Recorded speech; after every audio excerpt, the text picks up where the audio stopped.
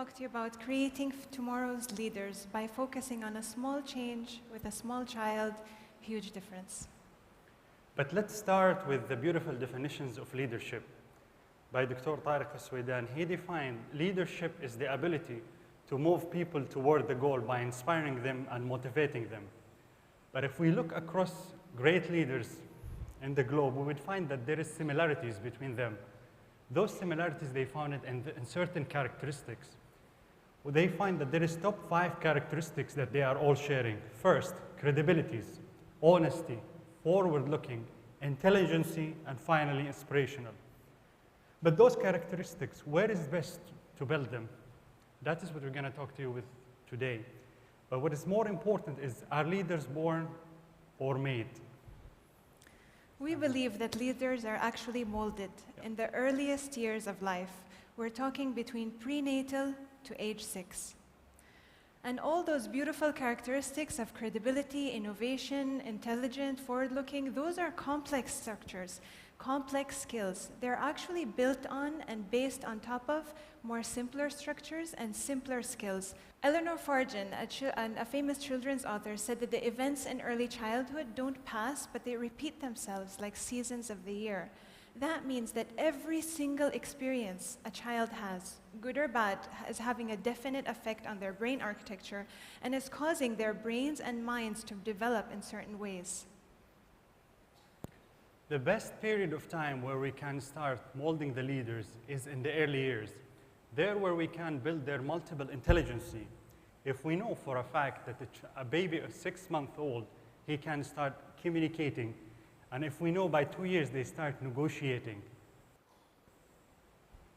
Why is this? It's because the window of opportunity is wide open. A baby is born with 100 billion neurons. So neuron and neuron is making a brain connection. Now what's happening to that brain connection? Hopefully a baby is having positive, consistent experiences, which is strengthening those brain connections, but unused brain connections will wither and die. By looking at the graph behind us, you can see that the brain is firing with electricity at this stage, and the baby is born naturally motivated to learn, exploding with creativity, and now handed over to the parent for the first time. Congratulations, you're a parent. And now the experiment has started. What is worse, we could handle our precious child to someone else who might be not even qualified. The path is now changing. Facing emotional distress from siblings, being misunderstood at home, going through again separation anxiety at school, and time passes so quickly. Suddenly, the child is 6 years old. Oh, you are a big boy. Suddenly, our expectation is raised. That is because when we were dealing with children, especially men, we look at their size rather than brain capacities. And all of a sudden, we want them to behave, to listen. You have to be responsible, and so on and so forth. However, as the challenging started in that early years, and we expect much, suddenly when we hear that the teachers of his or her saying that your child has a challenging behavior, surprise. Guess what? It's probably too late to do anything now. Any intervention now will be like you're pushing a 1,000-pound door, where if you had started early, you could have done something about it. Instead of building and creating, we cause disruption. If we want to create a prosperous citizen for our future, for our countries, let's say, we should start in the early years. And the reasons why is because we cannot leave it for luck. We have to start in the early years with the intention to build or to mold the future leaders.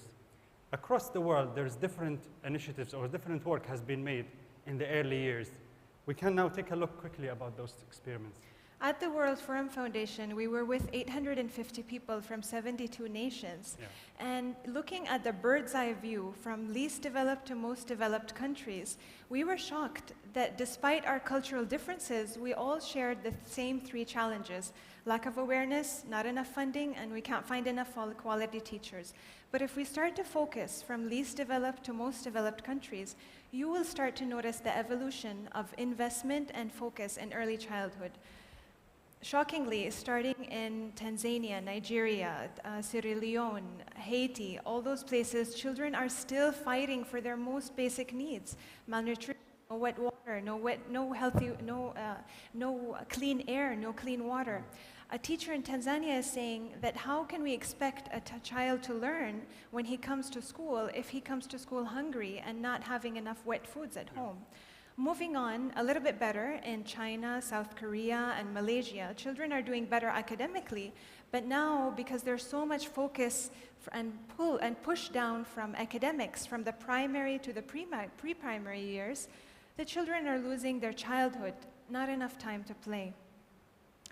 Unfortunately, although USA, Canada, Mexico, Lebanon, they have pockets of excellent services, but a patchwork of services is causing their children to face diversity between urban and rural areas. Again, another challenge for children. Wow, Sweden, doing excellent job in early childhood policy. Not only do they have good teachers and an excellent curriculum, but they are certifying and they're qualifying all their nursery teachers. And they have universal and free early childhood education for all. Suddenly, but it's not just the developed countries. Countries like Nepal and Colombia are moving strongly in the right direction. The government has a strong policy to build thousands of early childhood centers in the coming years. One day you wake up and you find out it wasn't enough to teach your children about letters and numbers, but you needed to prepare them differently, teaching them about democracy, taking challenges, facing risks. But regardless of what we call those stages in developed or undeveloped countries, I guarantee you that in the future, the leading country, it is a country who invested in the early years. Those the countries has a potential to grow leaders. But let's look a close look of our regions and what's happening. From our finding that we find in early years, education's concept is absolutely absent in the region. The gap between what we understand about early years educations and what we are doing about it, it is big. For the UAE, for examples, you don't need qualifications for the private schools I'm talking about, or private nurseries. You don't need to have qualifications to be around children. This is also, I believe, in other countries in the GCC. Another problem is awareness. They're not just babies, simply because we might not notice the effect of what we do immediately. What we do with our babies at 2 months, at 3 months, we might not notice what's the effect happening immediately, but in a couple of years, they'll be better ready for school, they'll do better at school, they'll graduate, they'll get a better job, they'll start earning more and giving back to the community. Most of our public investments is happening, as you can see in the diagram, in the second part of the diagram, 5 years and above. That's mean the primary schools, higher educations. We invest in a very expensive leadership courses, but those targeting the executives, the top managerial positions. But what is the chances to change the characteristics of such a person in such levels? There is a chance, but it is minor. You know, we always know in leadership, and who has read about leadership, that you find challenges and environment do create leaders, regardless of their age. But as Sheikh Mohammed bin Rashid once said in his book, My Vision, you would see that the great leaders, who is a leaders who can create the event in the future and be part of it. So that's mean, if we started in the early years, in the first 5 years, where is the brain capacity at its max, where is the child that can adapt to any characteristics that we can focus on, we have a better chance to create leaders. This is especially alarming in a place like here, where 60% of the population is under 30.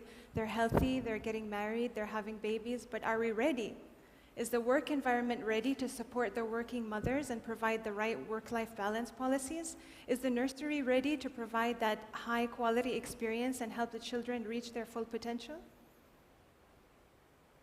So who is really taking care of our children? Well, ideally, leaving our children with the experts, right? I mean, they understand development, so they know where your child is at from developmental screenings, and they know learning through play and how to challenge your child to go to the next stage. They have high self-emotional control, so they always stay positive and respect your child at all times. They understand child psychology, so they can judge whether the child maybe had a challenging time the night before at home, and maybe they do a home visit just to make sure. You know, if you ask any adults nowadays, you ask, who is your role model? They're usually the people who make impact in our lives. We don't refer to a CEO or an executives in organizations or a company. We usually refer back to what we have experienced in the early years. Our father, grandfather, maybe a teacher. And that's, but what we want to focus on, it is the role model that you saw in your early years. It's what's going to last with you for a very long time to come. So who is taking care of our children again? Can we afford it? The teachers who is now to be the role models with the challenging economic situation that we are in now, with the parents being busy most of the day outside of the house, who is taking care of the children? Most likely the teachers. Now, are the teachers ready to be the role model that we have expected, or as we expected as parents for our children? This is the questions. Can we afford to train the teachers to be really a good role models? This might be costly. Can we afford it? Well, if you can afford the high quality, qualified teachers, the right curriculum, the creative environments, the eco-friendly toys, if you can afford all of that, then that's great. But what if you can't? But it's important to know that it's not too late. High quality is not based on the aesthetics or the expensive toys. The essence of high quality is in the relationships, the interactions, the now moments. And this is what Sakina Yaqoubi is doing. She's serving 350,000 women and children in Afghanistan. No walls, no toys, only love, she said. She's going to change the future of her country based on the small steps with the small children that she's taking right now. The classical question is, who is responsible? We usually say the government. Well, of course, maybe partially, but in early years educations, we find a lot of stakeholders who really care about children, coming from different sectors: education, health, social, municipalities, teacher, parents, neighbor, so many stakeholders in the early years. That's add to the complex of the situation. But what we believe today, what we want to share with you today is that it is our responsibilities. It is the communities and the society's responsibilities. We believe if we come together with the intention to build the leader of the future, we have the potential to unlock the future leader, inshallah. Early childhood is one of the most complex stages in a human life, and getting it right is as difficult as rocket science. And there's no one sweeping initiative that's going to solve this challenge. It's about the million small changes that we make with the small child that's going to make the huge difference. Thank you. Thank you very much.